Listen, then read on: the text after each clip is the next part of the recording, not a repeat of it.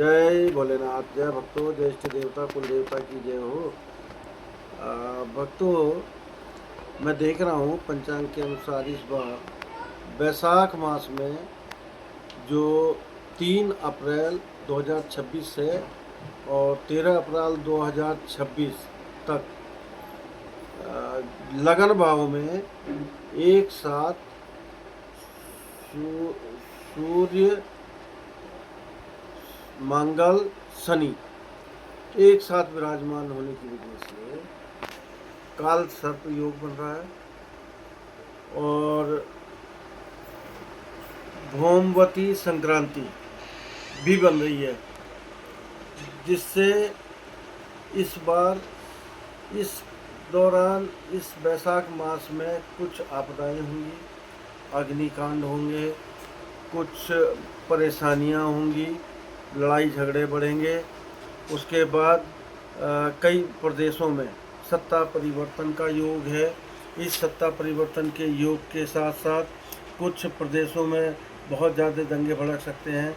कुछ ये युति इस तरह की बनी हुई है जो 3 अप्रैल से 13 अप्रैल के बीच में बहुत ज़्यादा परेशानी का कारक बन रहा है। इस पीरियड में, इस दौरान, यानी कि काल सर्प दौर, यानी जो जातक का जन्म होता है इस दौरान 3 अप्रैल से 13 अप्रैल तक, तो वो बच्चा काल सर्प योग के कारण ग्रसित रहेगा, जिससे उस बालक के जीवन में बहुत सारी परेशानियां समय समय पर आएंगी। उसका जीवन बहुत परेशानी में बीतेगा। ऐसा कुछ योग बन रहा है, इसलिए आप लोगों को जागृत करने के लिए ये मैं इसलिए बना रहा हूँ ताकि आप लोग इस चीज़ को समझें कि जातक का जन्म हो रहा है।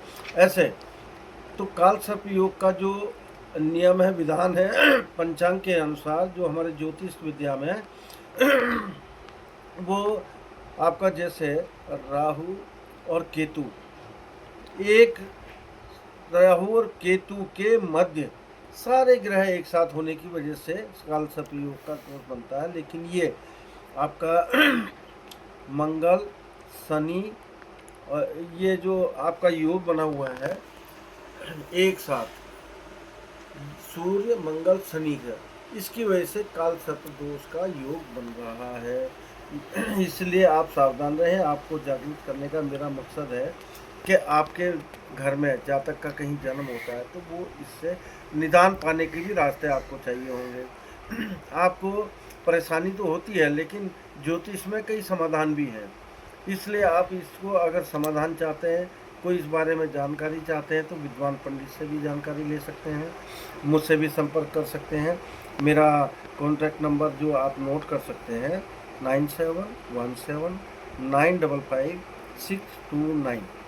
और यदि आपको घर में कोई चोरी हो जाती है, ज्योतिष के माध्यम से मैं ये जानकारी देता हूँ। यदि आपके घर में कोई चोरी हो गई, कोई ऐसा काम हो गया, उसके बारे में जानकारी करनी, वो कहाँ गया, किस दिशा में गया और कौन हो सकता है। उसके बाद आपके घर में यदि कोई गर्भिणी है तो उसके बारे में जो जानकारी लेनी है कि भाई पुत्र होगा, पुत्री होगा, तो उसका भी बताया जाएगा। अगर आप मुझे संपर्क करेंगे तो वो स्पष्ट योग में, इसमें ज्योतिष विद्या में विद्यमान है। उसके बाद और भी कई चीज़ें हैं जो आप अपने घर के कलेश के बारे में और परेशानियां, या जिस तरह से भी किसी चीज़ की जानकारी चाहते हैं, तो आप कृपया मुझसे संपर्क करें, ज़रूर उसका निदान होगा। जय भोलेनाथ। जय।